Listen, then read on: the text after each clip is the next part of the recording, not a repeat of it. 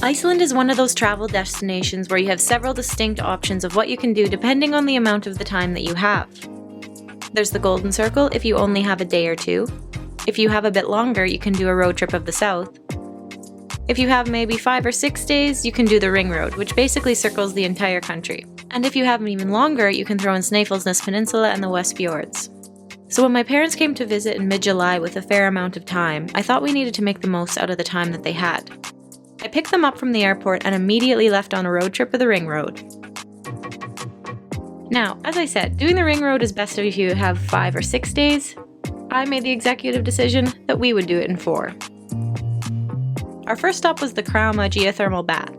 I didn't get any footage of it, but sufficient to say it was not as nice as it could have been because the weather was super windy, but the views from the hot tubs were still amazing. Next, we made our way to the first guest house. Now, one thing that has to get an honorable mention about travel in Iceland is the amazing guest houses. These are essentially people's homes in the countryside that have a section of the house converted into 3 or 4 guest rooms. They were so nice and cute and felt like you were having an authentic Icelandic experience by staying in them.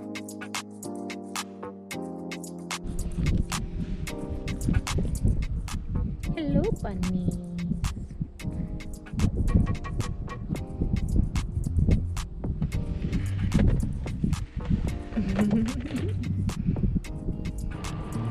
Come here, puppy. Come here.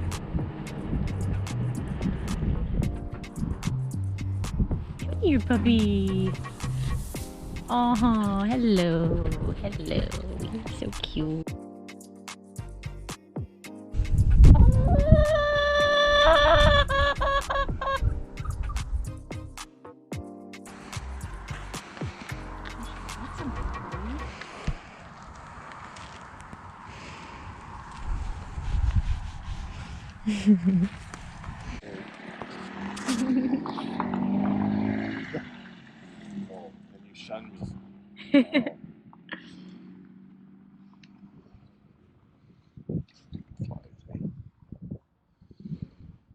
Look at his blonde hair.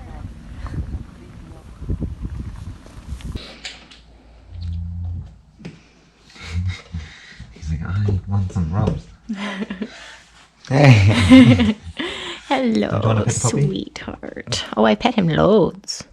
No, that's why he came back for more. Oh. Be careful of the corrugated iron. No, don't. He wants to go. He knows he's not allowed.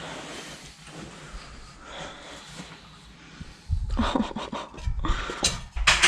I'm sorry, puppy. You can't come in.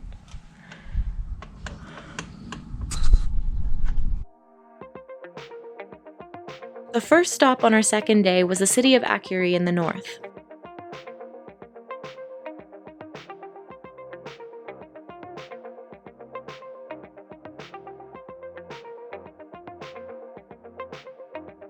Come on! Come on!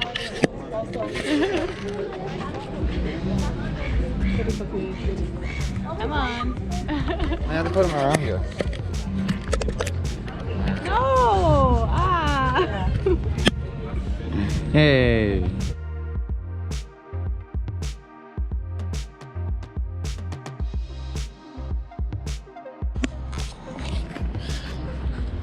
Huh. From people posing.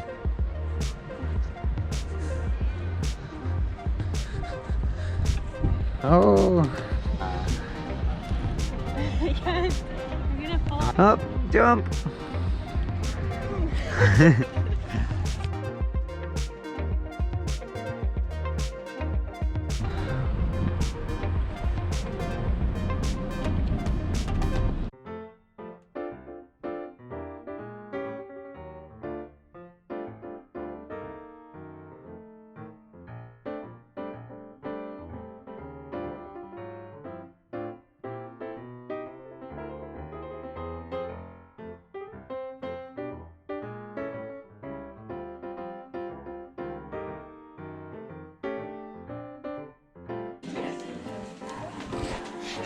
Isn't this the best? Did you see the sign about the unique Icelandic Christmas traditions?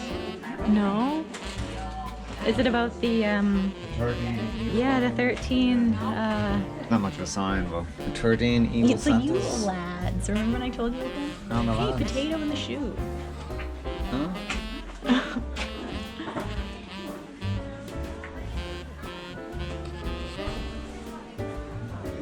Oh, you get a potato if you're a bad.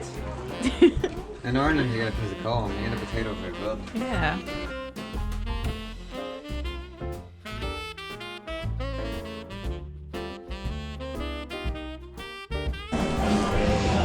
We love Christmas in July.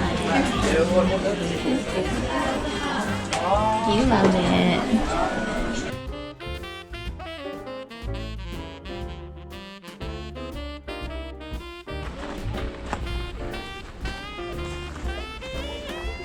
Cool.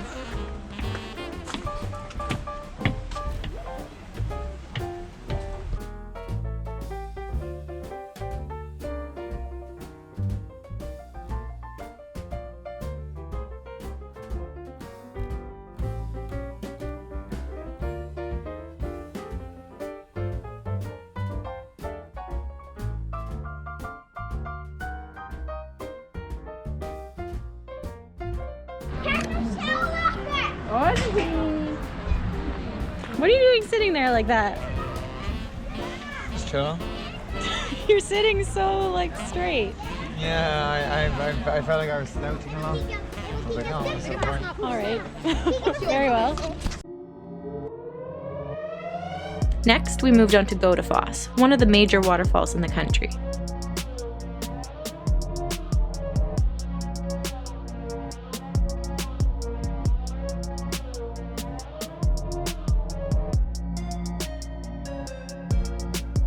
Legend has it that when Christianity was first introduced to the country, everyone threw their statues of Norse gods into this waterfall, which is why it's called Godafoss, or Waterfall of the Gods.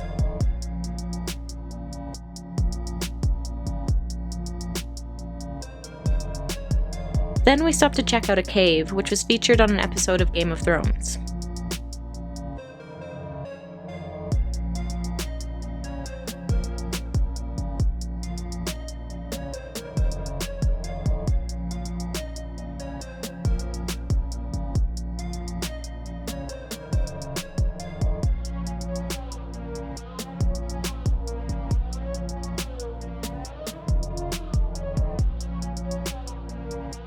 The mud pits were not a planned stop, but when we saw it from the road, we had to stop to see what it was about.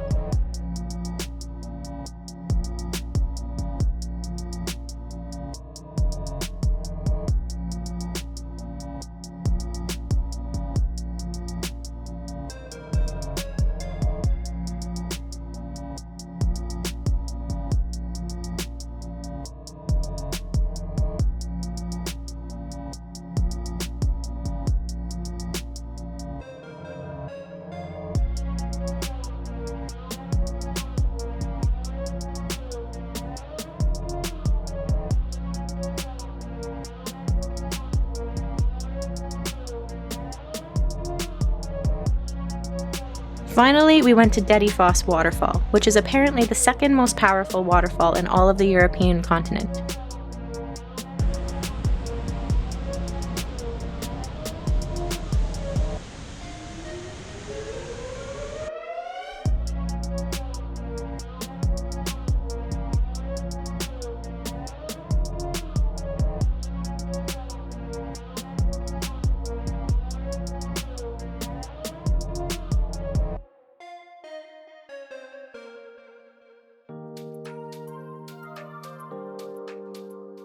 The next morning, we made a crazy detour to find this tiny, traditional homestead. They served us pancakes and coffee and gave us a tour of the house.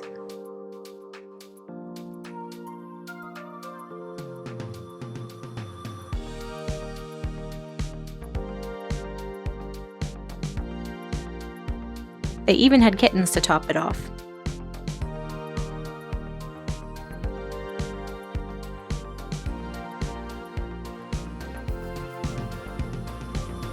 and sometimes we just had to pull off the road to check out the scenery along the route.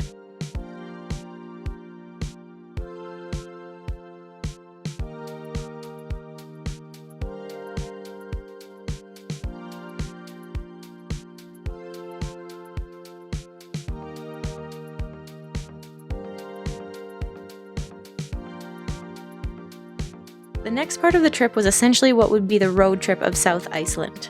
Our first stop was Jokulsarlon Glacier Lagoon, where pieces of a glacier would break off into the water and then float out to sea.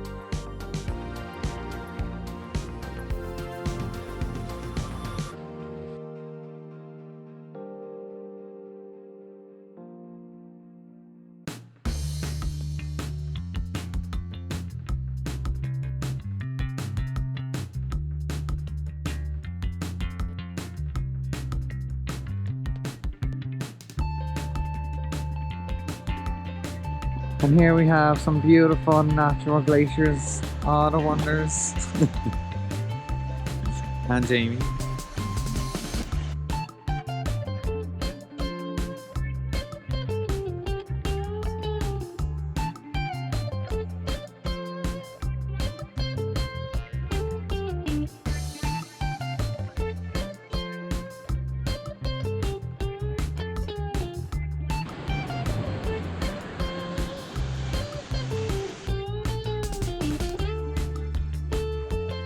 Then we made a quick stop in Vik to check out the tiny church and the views there, then carried on. We had a lot to cover that day.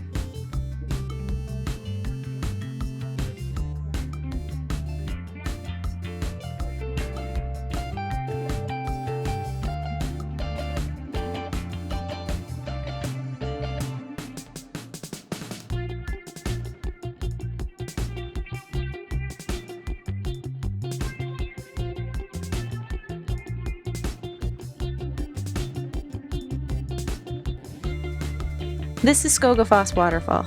According to legend, there is a hidden treasure chest of gold hidden behind these falls.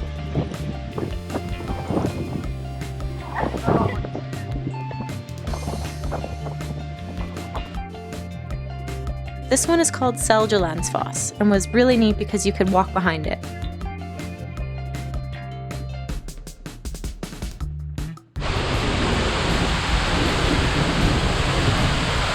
That must have hurt!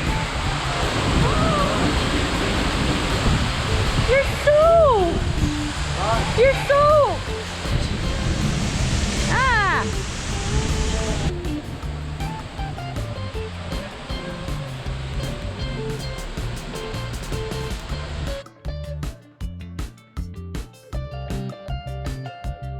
And that was our last stop before returning to Reykjavik.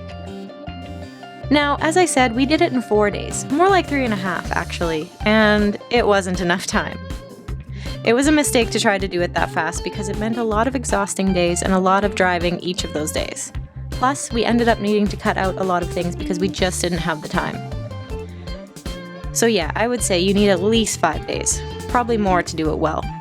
But hey, the things we did see, I won't be forgetting anytime soon.